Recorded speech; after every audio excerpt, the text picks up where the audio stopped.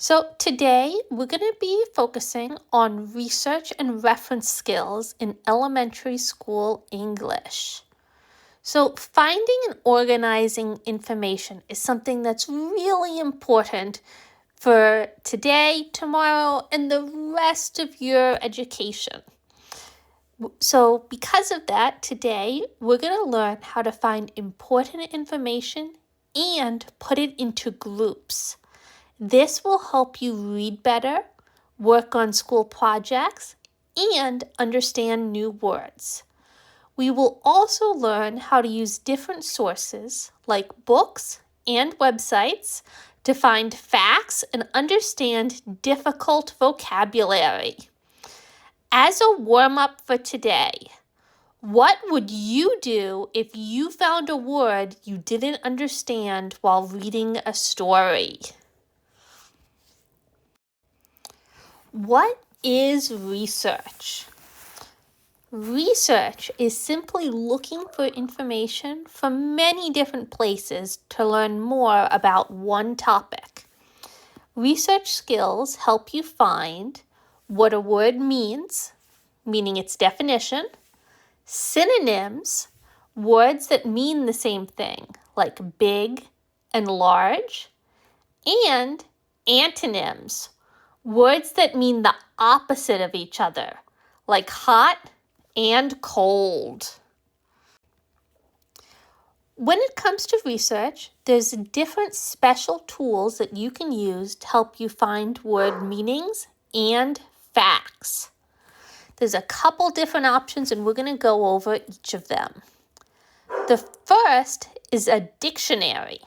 These books or websites, because you can find a dictionary online, will tell you the meaning of a word, how to say the word, meaning its pronunciation, how to use the word in a sentence.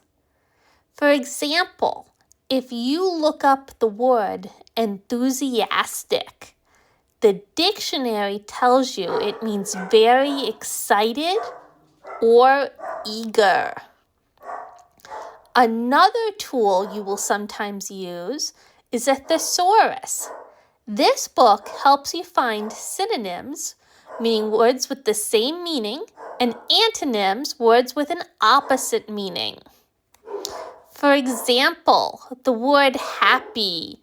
A thesaurus might mean joyful, which is a synonym. Or it might give you an antonym for the word sad, because happy and sad are opposites. Another tool we'll sometimes use is a glossary. This is a short list of important words found at the back of a textbook. It explains the meaning of special terms for the book's topic, like a science words or maybe history words. Lastly, digital resources. These websites and online dictionaries are a very fast way to find out what a word means. But it's important to always make sure it's reliable, meaning it's correct and trustworthy. Understanding new words. So, when you read and find a word you don't know, there's a couple of easy steps you can use. Step 1, look for clues, meaning context clues. Look at the words around the new word to guess its meaning. For example, in the sentence, the sudden storm was as fierce as a lion, you can guess that fierce means strong and wild, because it's compared to a dangerous lion. Step 2, after you try any context clues, you're going to want to use a dictionary or a glossary if you have it.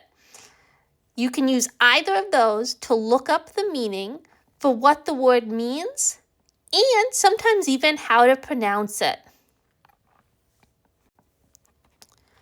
Take a look at this picture. Sometimes the clues in a sentence aren't enough, so we need to use a reference material like a dictionary to be sure of the word's meaning. A dictionary entry will give us important facts about a word. Take a look at this one. This one is for the word imagine. You can see it has what the word is, imagine, the pronunciation, which is where it's broken down into syllables, im, maj, in. Then it has the definition, which in this case is to form a mental picture or idea of something. Next is the example sentence. We closed our eyes and tried to imagine what the house would look like after painting. Now, we're going to go over a couple of sample questions and answers, and then you're going to be doing it yourself, so make sure to pay attention. What does the dictionary show us? In this case, it's showing us the word, imagine, how to say it. It's showing the pronunciation, how to say the word correctly. The meaning, it gives the definition, what the word means, in this case, to form a picture in your mind. And how to use it. It provides an example sentence to show how to use the word correctly when you speak with it or write it. Now, before we move on, using this word, imagine, I'd like each of you to take a moment and try and make your own example sentence using the word. Go ahead and do your best. So, just like before, sometimes the clues in a sentence aren't enough. So, I'm going to give you the reference material that is a dictionary entry for the word inspection. What I want you to do is read over the entry yourself and then answer 2 questions. What does inspection mean? And then I want you to write your own sentence using the word. Go ahead and do your best. So, for what inspection means, if you stated the exact definition or restated it in your own words, either is okay, as long as you mention something about being careful and or official when you're looking at something to check its quality or congestion. For your own sentence, the example sentence was, the health official made an inspection of the restaurant kitchen to check for cleanliness. So anything along those lines, well done. Another important part of research that we're going to go over is organizing information or sorting your information. So when you read and learn new facts, or when you read and learn about what a new word means, it's important to be able to organize them.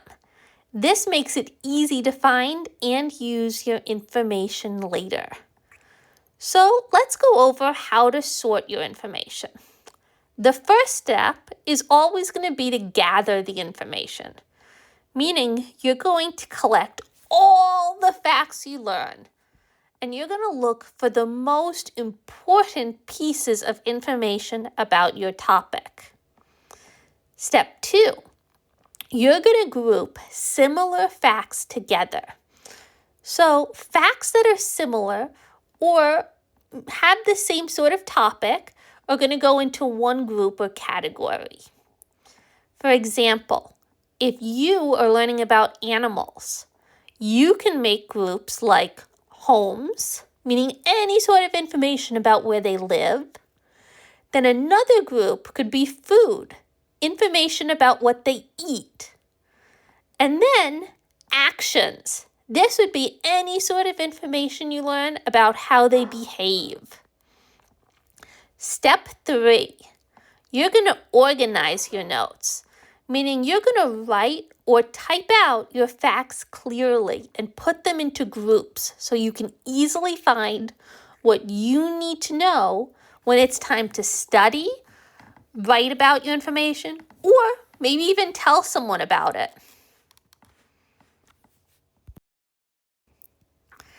Everything you guys learned today, we're now going to put it together in time for you to use what you learned on this worksheet. So the first thing we're going to do is read this passage together. Follow along as I read it out loud to you. My Uncle Ray works on a farm. Every morning, he feeds the cows and the chickens that live in the barn. In the spring, he drives a loud tractor across the fields to plant seeds. The two main crops he grows are bright yellow corn and sweet red strawberries. He uses a special milking machine to get milk from the cows every afternoon. It is hard work, but the farm provides food for many families in our town. So the first thing we're going to do is identify some key facts. I want you to take a moment and read the passage again to yourself. And then I want you to consider, what are the most important things you learned about the farm? See if you can come up with 5, but if you can't, even coming up with 2 or 3 is good. Take your time and go ahead. Once you're done coming up with the facts you learned, the next step is to sort the facts, to organize your research. So the first part is animals, crops, and then farm equipment. So what I want you to do is organize the information you learned about. What are the animals you learned about? What were the crops that were planted?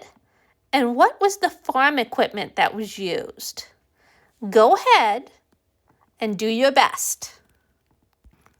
All right, so for animals, the answers were cows and chickens.